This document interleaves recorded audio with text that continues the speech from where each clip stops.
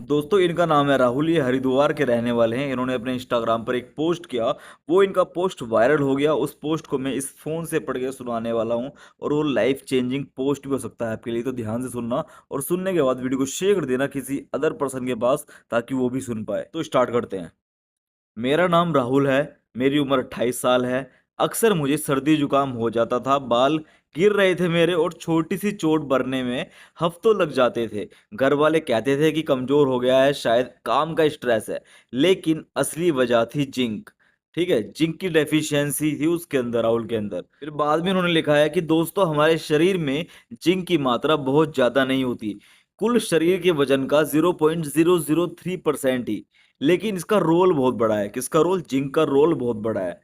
ये 300 से ज्यादा एंजाइम्स को एक्टिवेट करता है हमारी बॉडी के अंदर।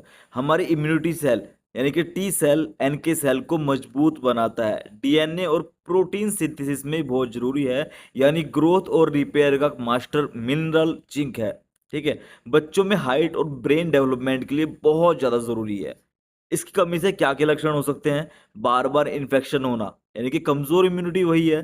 बाल झड़ना, नेल्स यानी कि नाखून का टूटना, घाव भरने में देर लगना, भूख कम लगना और स्वाद बदल जाना, बच्चों में ग्रोथ रुक जाना, हाइट ना बढ़ना, मूड चेंजेस और डिप्रेशन।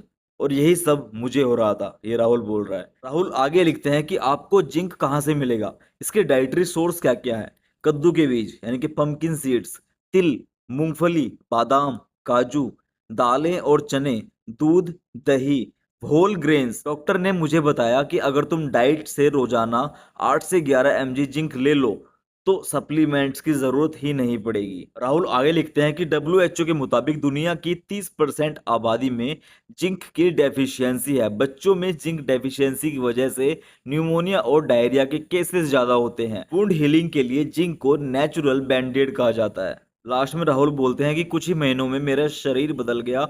अब मैं कमजोर नहीं पड़ता, बाल झड़ने कम हो गए और एनर्जी दुगनी हो गई। Moral of the story, zinc भले ही छोटा सा मिनरल है, लेकिन ये आपकी हेल्थ का फाउंडेशन है। अगर हेल्दी रहना है तो अपनी थाली में बीज, नट्स और हेल्थी डाइट जरूर जोड़ें। ठीक है, अब इस फोन को मैं एक साइड रखता हूँ, आपसे कुछ बातें करनी है। देखो दोस्तों, मेरी आधी ऑडियंस बहुत अच्छे से जानती है कि मैं इस चैनल पे हेल्थ वाली वीडियोस डालता हूँ। ठीक है, सबसे पहली बात, अगर आपको पता करना है कि आपकी बॉडी में जिंक कितना है, उसकी कमी तो नहीं है, जिंक की कमी तो नहीं है आपकी बॉडी में, आपको पहले आप घर से ही डायग्नोज कर सकते हो। अगर आपको बार बार इन्फेक्शन हो रहा है, बार बार आपके बाल झड़ते हैं, ठीक है, या फिर आपके घाव देर में भर रहे हैं, तो इसका मतलब जिंक की डेफिशिएंसी है। और अगर फिर भी आपको पता करना है कि आपके अंदर जिंक की डेफिशिएंसी है या नहीं, तो कुछ लैब टेस्ट होते हैं। आपको क्या करना है, आपको पैथोलॉजी वाले के पास जाना है, वो आपका ब्लड का सैंपल लेगा, आपके सीरम में जिंक की मात्रा कितनी है वो आपको बताएगा।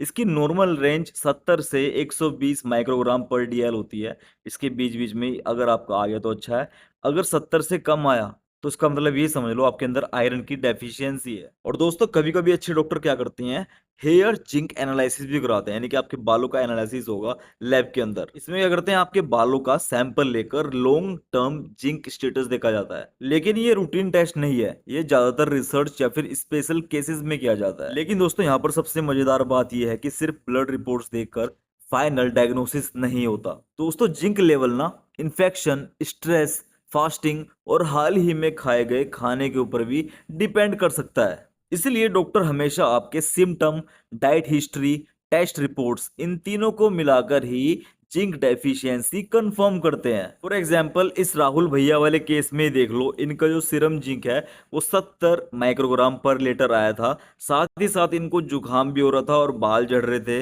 इन्फेक्शंस बहुत ज्यादा थे और वुंड जल्दी ठीक नहीं हो रहे थे।